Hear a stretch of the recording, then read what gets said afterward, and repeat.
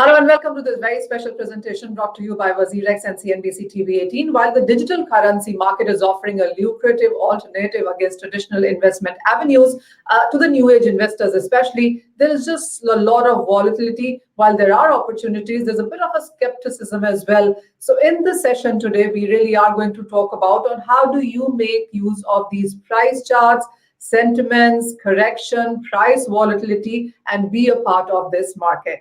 To talk about all of this and to help us do all of this, we are now joined by Rohit Kundliwal. He is Cryptocurrency Marketing Manager at WazirX. We also have with us Mr. Sumit Kapoor. He is CEO of Wise Advice.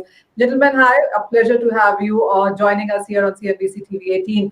But starting off with the price pattern itself, and one thing that this market tends to hear at all times is that it is volatile. And what about the investment protection for customers from here? So those are a couple of questions that we seem to be getting from at all times. Sumit, how would you answer that one? Volatility can be a friend. It can be a reason that you're making money. It also is a bit of a risk. How would you tackle this one? Manisha, if we talk about cryptocurrency, it is always being volatile. That is why the people, the young youth is loving it. So I will say it is a friend for the youth because it is volatile. Because if you go to stock market, we invest over there. It takes about years to make about 10%, 20% on our investment. But over here, being volatile, you have more chances to make more money. That is why the people are loving the cryptocurrencies space. Rohit, how would you look at that? Because every asset class has a micro and a macro and fundamentals to it. How would you ascertain it around cryptocurrencies? Thanks a lot, Manisha, for having me on the show. So you rightly said that the market is a little volatile as compared to the stock market. But there are a few things that you need to also consider. The stock market is only available on the working days for 6 hours a day, but the crypto market is available for 24 hours a day, right? So I did some calculation. In November itself, the market was active for 21 working days, which constitutes to somewhere around 126 hours. But if we compare that to the crypto market, there are 740 hours of trading time that is available. So considering that, the opportunity available for the traders, which can be used for monetizing or for hedging their situation, it's relatively not that volatile. And we'll discuss this, I'm sure, when we go ahead in the show. Yeah. Well, that's a lot of calculation to start with, Rohit. We didn't really count hours like that. But you're right. When a certain country is sleeping, you see those exaggerated moves coming in for crypto. Weekends is a time that people think they can take off, but not from this asset class. So, Sumit, when you trade an asset class like cryptocurrencies, how should you work around those timings and, as Rohit put out, those kind of hours? For us, it is no holidays, for sure. Sometimes I do plan with my family that I have to go out on Sunday. But suddenly I see there is a dump in the crypto market. Bitcoin just dumped about $7,000. Then I have to cancel the plan for sure. But that is what we love also, because multiple times it goes in our favor. So we always love our field because of the volatility. So yes, we love it. Sumit, another thing really is that the way the market is behaving right now. There also was there was recently a study done, I am assuming by Bloomberg, which said that 50% of a Bitcoin movement is sentiment and factors, and 50% of that really is the way gold moves, which is inflation or treasury yields and economic data and statements from central banks. Is that how we need to look at this asset class? See, it is nothing new in cryptocurrency. If you talk about in 2013, 17, every year we hear a lot of bad news, a lot of good news that impact into the favor or against it. Right now, if China announced something against cryptocurrency, of course, the price has to go down. So we always take all those tax into account, and then only we are putting money into crypto investments. I always suggest the people to invest only that money that they have in surplus. Because if they have surplus money, they will have enough time to hold their positions. That is the biggest problem that the investors are having right now. They just invest blindly on the basis of that other people are making money. I will put money right now and I will make money very quickly. And once their position goes down against them, and then they get panic. That should not happen. And if that is a surplus money, it will never happen. Well, all right. There are two important points that you put out, Sumit. One is the surplus money, and two is about holding it longer term so that you ensure that you make money and the near term fluctuations do not worry you. So, Rohit, this question is to you. I mean, you have all the exchange data in front of you. What would you say? What really has been the pattern? Investors who hold longer term make better money? Yeah, so I don't have like the exchange data. Obviously, that information is confidential. But a lot of information, in fact, for the investors and traders is available on Twitter, on Telegram, and a lot of places. To just give a stat, and you rightly said, holding Bitcoin and cryptocurrencies for longer term, especially Bitcoin and established cryptocurrencies, has given a lot of advantage to the investors and to the traders. Just to give a little stat, the Bitcoin that has not been traded in the last 1 year and held in the addresses, the number of such addresses are now 23 million addresses on the blockchain network, and the holdings of Bitcoin on these addresses is more than 10 million. What I'm meaning to say is the people who are holding Bitcoin and keeping with them in their own wallets is steadily increasing since last 1 year. So once we look at the on-chain data, and once we start really looking at what the real money is doing, what the whales on the blockchain network is doing, we start to realize that these fluctuations that we think that the market crash for maybe even 20% is not really that important, because the way that Bitcoins are moving into the hands of the smart money is very important to analyze for long-term holders. So yeah. Well, yeah, oh yes, absolutely. That data pretty much is available. Sumit, until now, the other asset classes that we were watching out for, whether it was equities, commodities, currencies, and a 3 to 4 to 5% of a move in a single day used to make headlines, and that would happen far and few. But with cryptocurrencies, people have woken up to those kind of moves in matter of minutes. How does one read that? Is Bitcoin in a super cycle? The way the altcoins have been behaving, the way the meme coins have been behaving. I get your point that if you're invested, stay invested for a longer term. But for somebody who is new to the market, who's a beginner who wants to get in right now, what would your advice be? I will say for super cycle, your question was for super cycle first of all. We call it super cycle because a lot of prime investors has jumped into cryptocurrencies. There's a lot of youth. If you talk about comparing 2013, 17, right now the number of users and the number of wallets that are holding cryptocurrency is increasing day by day. So our chance to have more return or an investment is getting more safer as well, because the more number of wallets controlling the Bitcoin, that is more safer for us. Because if one whale is holding all the Bitcoins, it is of course extreme dangerous for all of us. So if a number of wallets are increasing, that means the cryptocurrency reach is also increasing and the risk factor is also decreasing for us. That is the main aspect that a person and a new investor should look into for. And if you talk about the new investor who are willing to invest into cryptocurrency, I always say don't look for other people's profit. First of all, look into the project, what the project is doing, what is their future aspect, what they want to do in the future for blockchain, and what who are the team behind the project. If you see all that aspect, for sure you will get a lot more idea about the project. If you talk about Solana, for example, it was only $1 to $2. Everyone predicted that it has to go up. You have to hold Solana, and anyone that has done till now, it has gone from $1 to $250 in just about a 1 year time or even less. So if the team is solid, if the project is doing really something that blockchain needs, then it has to go up. So you invest wisely, you invest on the project that has a future with them and has a use case with them. Hmm. As you mentioned, Sumit, that if you are an early mover into this, if you've adopted it early, is where you really have made a killing. In every asset class, every generation, we see that happening with an asset class. This one is to you, Rohit. How have you seen the kind of rush that we've seen in case of cryptocurrencies? I mean, we do keep talking about on how women, how various age generations, age groups, tier 2, tier 3 cities are now onboarding this. Yeah, I mean, see, there are a lot of the penetration of Bitcoin and cryptocurrencies in this space right now is very limited, right? There are a lot of people who will be getting into cryptocurrencies, but unfortunately, they don't have an understanding of the asset.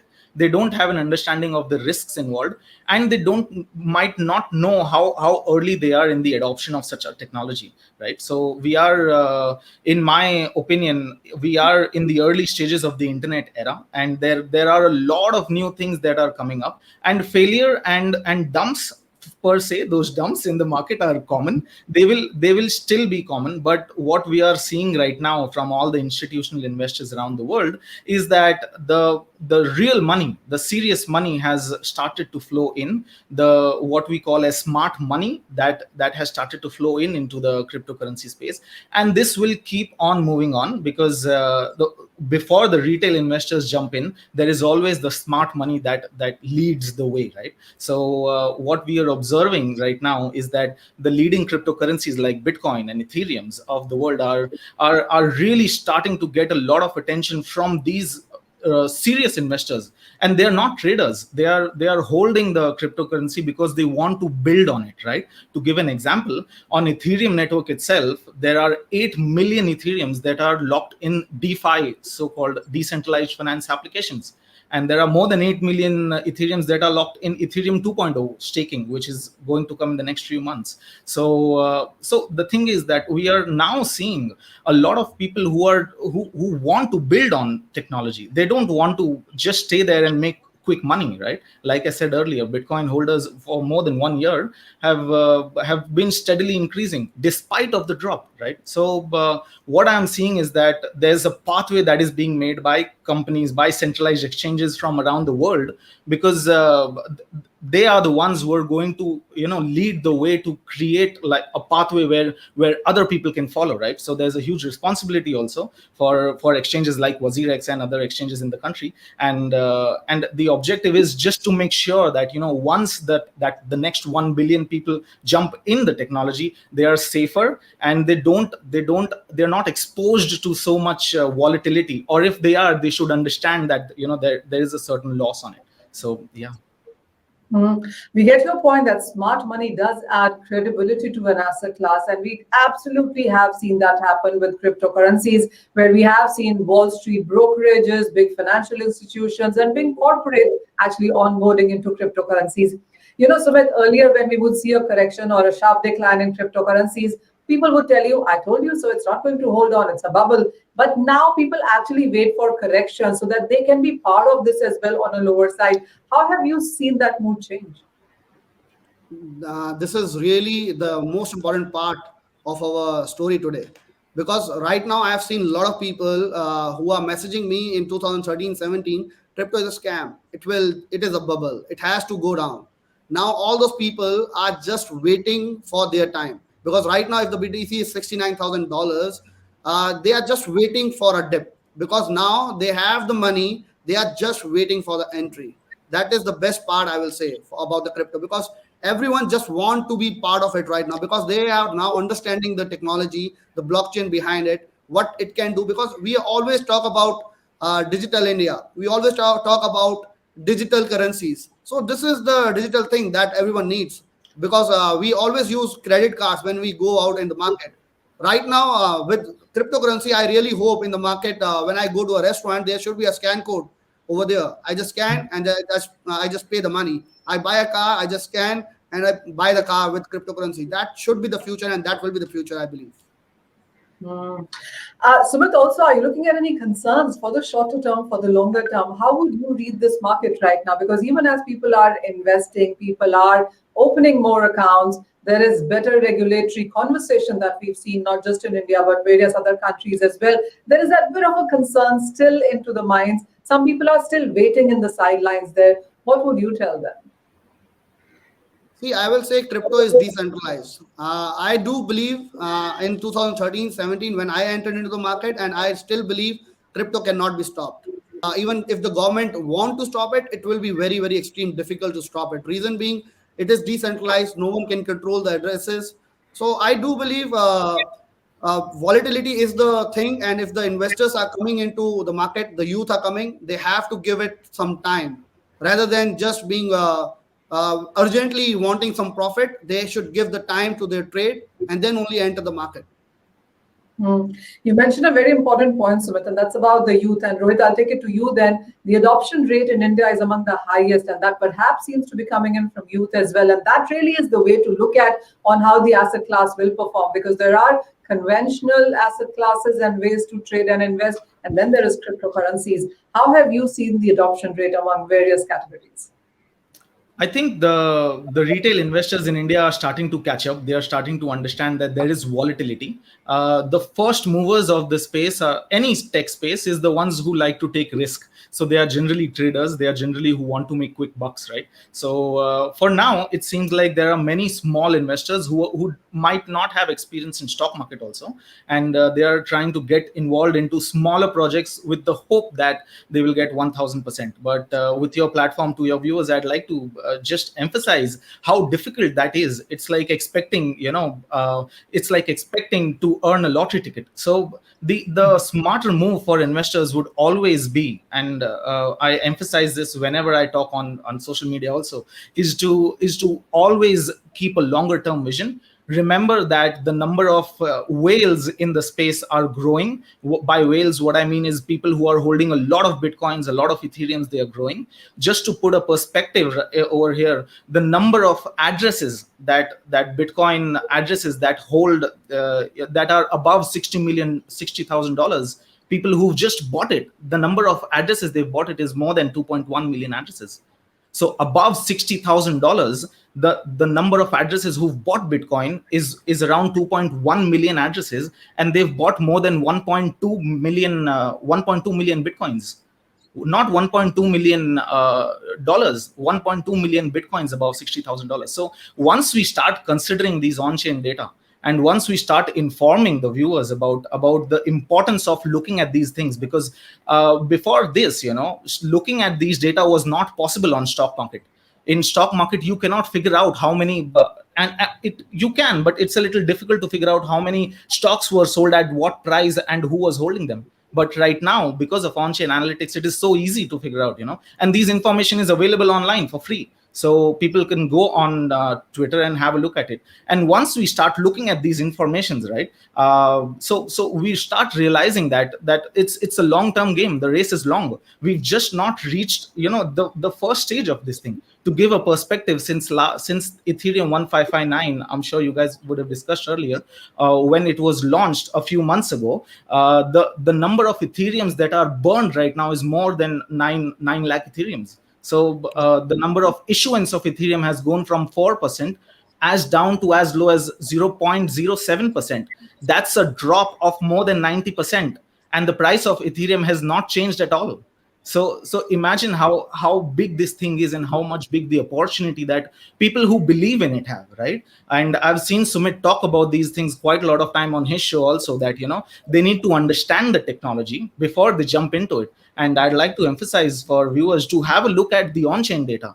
Don't look at those numbers that you see, in last 15 days, the market has dropped 15%. It might have, but 15% is common, right? I have some information with me from mid-April to mid-May, the market dropped 50%. So that volatility is good. In fact, it gives pathway for new money to flow into Bitcoin and into other cryptocurrencies. Or else, imagine if the price of Bitcoin just keeps increasing, I would never be able to buy it. So people need to understand that volatility, especially these corrections, are value, and they are a pathway for new people to jump in and to grab those opportunities. This is not, of course, a financial advice, but to just learn about things, right, that are are freely available on spaces. So yeah.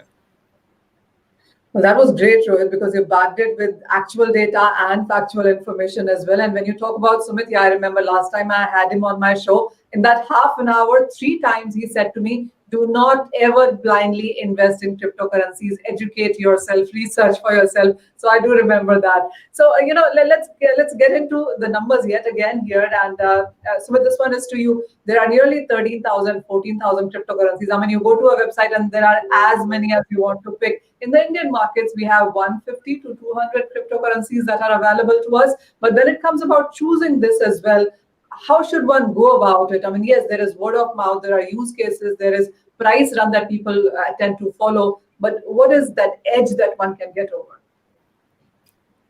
First thing is the use case. I always put my money in the beginning on the project when I see a real use case. When I see that this thing is extremely required in blockchain industry and no one else is doing that.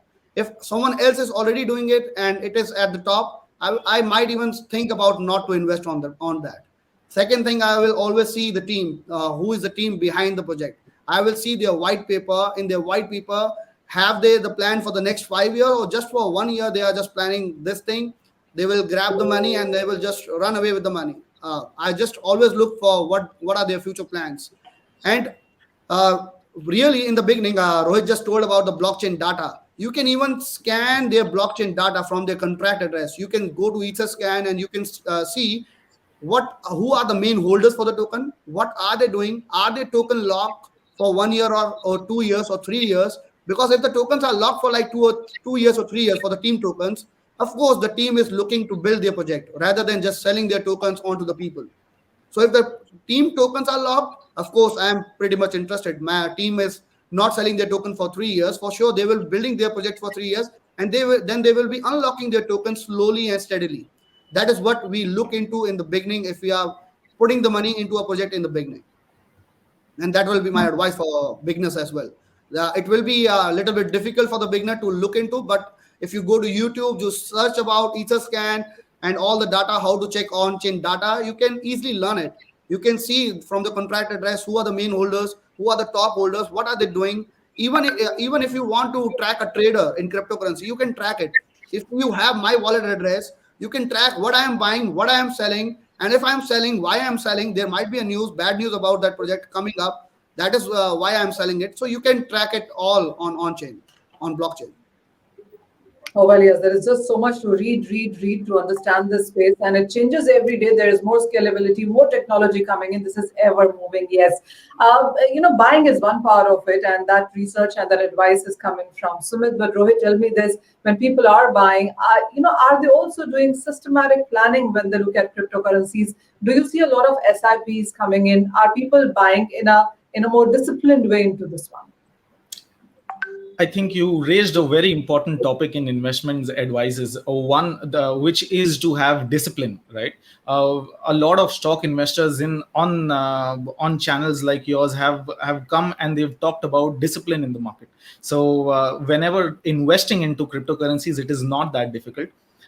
It's not that different also. If you are planning to, if anybody, in fact, if even I'm planning to invest a certain amount of money, if I think through it and don't go into FOMO buying, it's called fear of missing out. So if I don't go into FOMO buying, what I would advise myself, in fact, is to divide those investments into multiple trenches and invest in time, not on the projects, right? If I just keep investing maybe 10% of my money only on Bitcoin, and if I just tell you that Bitcoin is holding at 50-day moving average right now, and we are in a bull market, so it's pretty obvious that there might be some volatility in the next few days, but in the medium term, it's nowhere close to a bear market, and people are still buying it. So what my strategy to myself would be to divide my money into maybe in 10 trenches to maybe into 20 trenches, and then slowly start investing into the asset that you believe in. I believe Bitcoin is the biggest asset that humanity has ever seen. It's the biggest monetary system that we've ever created in the history. So I believe in it, and I would advise myself to just slowly and steadily keep going that, because I think it's important to earn that 10% rather than losing 90%. So if we go just running, especially the new investors, right? They come in and they hope that they are going to make their 10 rupees into 100 rupees. That will probably not happen. The advice would be to convert that 10 rupees into 1 rupees, and then you start investing that 1 rupee and slowly start understanding the technology rather than just running in for the money. The money will follow. That I can guarantee on the show, because people who've understood the technology and they've stood against time and volatility, they've made money. Nobody in the world who held Bitcoin for more than 3 years in their wallet has made a loss. So looking at these things, I think it is pretty obvious to tell a lot of new investors who are coming in, from your channel. I'd like to advise them to not jump into FOMO, to slowly and steadily learn about it. don't think that the market is going to be only there for 2 months or 4 months. We are in very early stages, and in the next 15 to 20 years this thing is going to be involved in a lot of things that we cannot even imagine right now. So it's important to tell them to ease out, to slow down and to think more about the technology and to add in more research in it, and then slowly start investing, because earning that 10 rupees is more important than losing that 90 rupees. So little money earning is good. Yeah. Rohit, would I like think it's very difficult to tell that to a person who's seen cryptocurrency or other Bitcoin at $2 and now at 65,000. People think they've lost out on this. So people are FOMOing out. They want to actually get into those cryptocurrencies which are still cheaper. And is that a good idea, Sumit? But Manisha, that is the biggest problem I have seen. Like Yeah. people do compare Bitcoin and say Bitcoin has traveled from $9 to $69,000. So similar thing will happen with Tron as well. Similar thing will happen with Dogecoin as well. Dogecoin will go to $69,000. Is it possible? It is not possible. So people have to look on to that stat as well, that there is huge supply behind it. There is in fact unlimited supply behind it. It can never ever reach that stage that Bitcoin has achieved, like $69,000. And Rohit was saying about the losses. One of the things that I have heard a lot in the crypto market, that I have made a loss in crypto. I will say no one in the crypto has lost even a single rupee if he has hold it to his money. I'm taking an example from 2017 from my friend who has just bought Ethereum at the top. In the 2017, it was at top about $1,200. He bought on the same day, and next day it was a crash. And from there it went to $80. From $80, it has traveled to again $5,000. He is now sitting at a profit rather than a loss. So no one in the crypto has made a loss. Only losses are because the people are greedy. People do get greedy, and the people start taking leverage trading. They start to leverage it out. They want more money. Our field is extreme volatile, but they need more volatility. That is what the people are doing really wrong in the field. They should first learn it. They should give it time. They should know what they are doing, why they are taking that trade, and if they are taking that trade, give it a time, give it a stop loss. They just take a trade, after a few dollars loss, they just exit from the trade, and after 1 hour they see, oh my god, my trade was correct. That should not be the way to take a trade into crypto field. So if you are holding an asset, you are not into a loss into crypto field if you are holding a real good asset like Bitcoin, top 20, 30 currencies. And I actually want to jump on to another subject now and talk about that as well. And this is again from our last conversation, Sumit, that I had with you. And you had told me that airdrop is a free and fortune money. But this is yet another concept that not too many people understand or look at it. Buying cryptocurrencies is one part of it. How do you come in contact with an airdrop is another? Do you explain that? Yes, see, recently there was an airdrop. We are just recording right now. It was an airdrop about 4 or 5 days before. And it was a Paraswap airdrop, Right. where anyone who has traded on Paraswap exchange and they have continuously traded over there from last 1 year, if they have certain volume, you are eligible to get a airdrop of about 7,800 tokens. Each token is right now, at that time it was worth about $3. So it was about 15 to $20,000 that anyone would have made on Paraswap who was selected by them according to their tax, and they have made 16 $20,000 just by doing simple few trades. And why the companies do those airdrop? Answer is there are a lot of exchanges in the market. Like we talk about WazirX and all other exchanges, they are centralized exchange. If we talk about decentralized exchanges, there are a lot of exchanges in the market, but how they can come into the market with a hype? So to create the hype on their token, they just do an airdrop for their community. So that the right now Paraswap have given the airdrop to my community. Now I have made a free video for them that there was an airdrop. Just go onto the website and just claim your money, your free money. That is why these companies are giving airdrop in the market. Uniswap was one of the biggest airdrop that happened for people. And if you talk about these airdrop, people don't take this airdrop from one wallet. So I have seen so many people who have made even $60,000 from one single airdrop. So that is the fortune money, you can say, that you can easily make in cryptocurrencies if you are having little bit knowledge that you can be eligible for that kind of airdrop if you do some certain kind of transactions onto those exchanges. Rohit, you want to add to that? Is WazirX planning something like that? And how do you guys look at airdrops right now?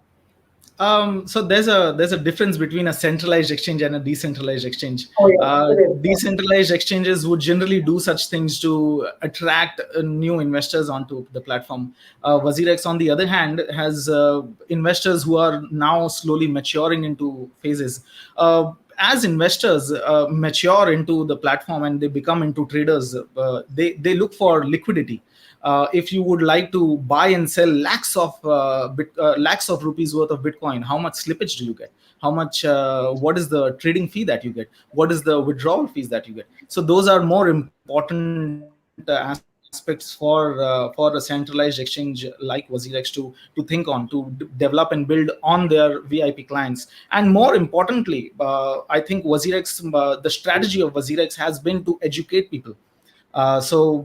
Education about cryptocurrencies, and slowly investments will follow, but education about cryptocurrency and why it is important is more important. So I think the strategy for many new investors, the college going guys who've got now their first maybe the first salary, or maybe they are planning to invest for the first time into the stock, into the crypto market, the strategy would generally should be to invest in established cryptocurrencies like Bitcoin, like Ethereum, and not look at the news, and not look at the the FOMO around it, the FUD around it. Markets will crash, markets will come back again. What we know for sure, I can assure you, that is the market are going to crash and the market are going to jump back again.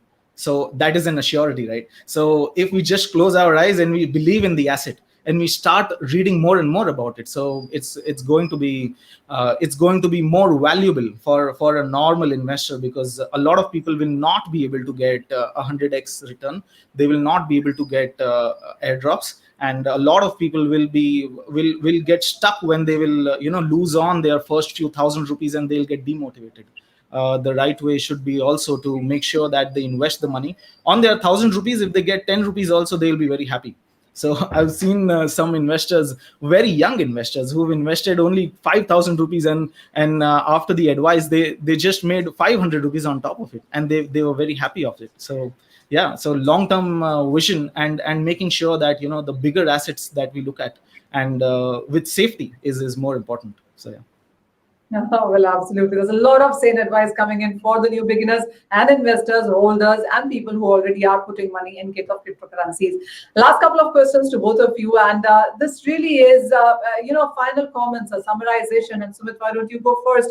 We've seen companies, countries adopt Bitcoin. We've seen regulators talk more positive about this right now. What is your sense? What would you tell an investor to watch out for when looking at cryptocurrencies, shorter term, slightly longer term as well? And what is, in your sense, the road ahead here? For a new investor or even a long-term investor who is already into crypto field, I will always say go for an SIP strategy. That is the best and the safest strategy that you can ever go for. If you are investing your money, never invest one single shot. Never go for 100% into any project. Even if it is Bitcoin, don't go and put 100% money right now over here. Divide that into certain points, and I have the best thing in a SIP strategy. That is, every dip I buy certain amount of certain amount of assets. I have 10 assets. I have certain amount. I have divided into 10 parts, and I put all the money on all those 10 projects every time I see a dip. That should be a strategy if you are a long-term investor. And if you are coming into crypto, I will always say first look into the project, look what they are doing, then only put in the money. Don't put in the money if I am telling you about the project. Go and study about the project. If you like the project, then only start to invest on that project. People just jump on because someone has told them that this will go to the moon. That is the line in the crypto. It has to go to the moon. So don't invest blindly. First look what the project is doing, what the future plan is, then only invest your money, because it is your money. It is not that person money, because at the end, I will put a disclaimer, profit and loss is all yours. So of course, if you're investing, you have to invest wisely. You have to invest by taking a look that if you lose a certain amount of money onto this project, it does not matter to you. That should be your strategy. Your strategy for a long term should be SIP. For short term, you can invest according to the news. Point taken. So it has to be an SIP, do it in a staggered way, make a diversification, and have a portfolio which has various things and not just one thing at one shot, is the view coming in. Your words, final words, Rohit. I agree to what Sumit said. Actually, the SIPs are the right way to do it. In fact, in 2020, if you would have invested every single day on Bitcoin, you still would have got 300% return on your asset at the end of the year. So SIPs are the right strategy. And I think what I tell to a lot of my friends and family members is to plan out to get one Ethereum. Right, so one Ethereum is around $4,200-$4,300 right now, and first plan out to get one Ethereum with you. Start investing a little bit, and even if you invest like $50 onto it, maybe 3,000 rupees, 4,000 rupees every month, and plan out to and have a vision to get one Ethereum. And once you have one Ethereum, then plan out to get 5 Ethereums, and then once you have that, maybe plan out to get one Bitcoin. Right, so Bitcoin is now $60,000. At the end of the year, it may be $100,000. So then you are running to get that money, right? So and you're invested into Bitcoin, you're invested into Ethereum. Don't look at dollars, don't look at money. Look at the Ethereum, look at the Bitcoins, and then once you have achieved those 5 Ethereums, or once you've achieved that one Ethereum, or maybe one Bitcoin, so then you can go ahead and do a little party around yourself. But when the time is right, and I can assure you that also, when the time is right, we will not have to sell Bitcoins or Ethereums to make money. Just by holding them, we can make money, right? So that's the advice I would give to a lot of people, the new people who jump in. Oh, really? Yes. Start small, grow it, and make your achievements count, is a view coming in from Rohit as well. Gentlemen, thank you so much for joining us. This has been a very interesting conversation, and we hope that all our viewers are going to make use of this. Thank you so much yet again. Thanks a lot. Thank you, Manisha.